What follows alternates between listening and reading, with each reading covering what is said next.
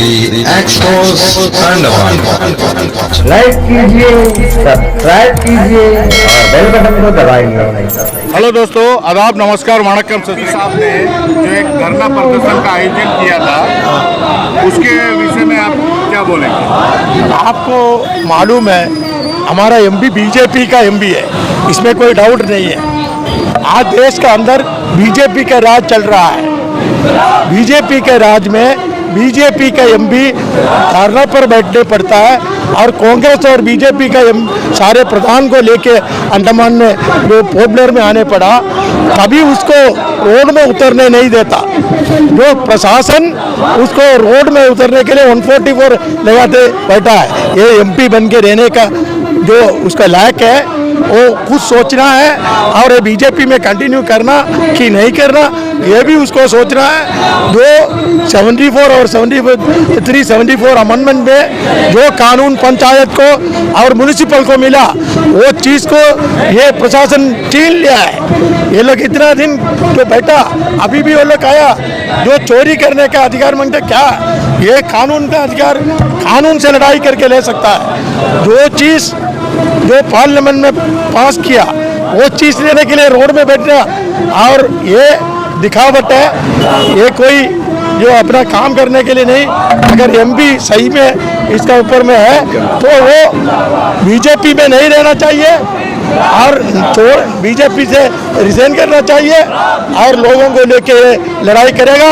हम लोग भी उसका साथ देंगे, लेकिन बीजेपी में रह के बीजेपी का होम मिनिस्टर, बीजेपी का एलजी, बीजेपी का चीफ सेक्रेटरी और वो लोगों को बेवकूफ़ बनाता है, रोड में उसको उतरने नहीं देता। बहुत दिन से उसको रोड में उतरने से अरेस्ट करता, उसको तंग करता, पैखाना जाने नहीं देता करके चिल्लाने वाला एमपी हो गया। तो इसलिए ये ड्रामा है, ये कोई सही बात नहीं है हमारा जो हम लोग का नज़र में। ओके, धन्यवाद सर। हमारे एमपी साहब ने जो धरना प्रदर्शन किया है, उसमें जो है उसका कई मुद्दा था, लेकिन उसमें जो है आम जो पब्लिक का जो आम मुद्दा है, जैसे पानी हो गया, बिजली हो गया, उसके ऊपर में उन्होंने कोई अपना वक्तव्य नहीं रखा, अपना कोई बात नहीं रखा। इसके विषय में आप क्या बोलेंगे? एक्चुअली सर, ये जो एमपी जो है कोई भी पार्टी का हो, अंडमान सभी लोग वोट देकर उसको एमपी बनाया, उनको इज्जत देना चाहिए एडमिनिस्ट्रेशन। वो तो नहीं देता है। कई बार ये हुआ है कि हमारा अंडमान के लिए बहुत बड़ा अपमान है। ये एमपी साहब अगर असली में सही में अगर वो उसको करना चाहता है कुछ, उसको रिज़ाइन करना चाहिए और जो आम आदमी के साथ में उसका और भी है, वो अकेला कराने से भी जीतने का मौका मिल जाएगा।